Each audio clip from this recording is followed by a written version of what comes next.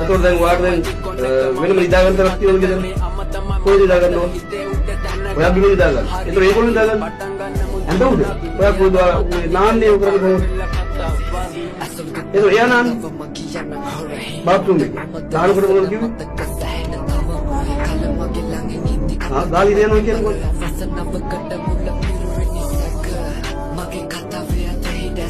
ඉතින් ඒක දාතරයි. ඒ කොයි වෙලෙද කිව්වේ? කීයේ කිව්වේ? කොයි වෙලාවට නෙවෙයි. එයා කොහෙද නෙවෙයි. ඔළුවට කවුරුද කිව්වේ?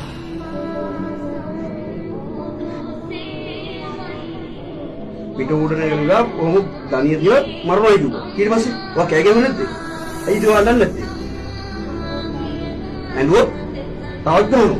ඔය තාත්තට කිව්වේ නැද්ද මේක? ඇයි? තාත්තා බයිනෝ. තාත්තට කිව්වොත් ඒ තාත්තට කිව්වොත් තාත්තා වාල්පත් ගන්නේ නැද්ද?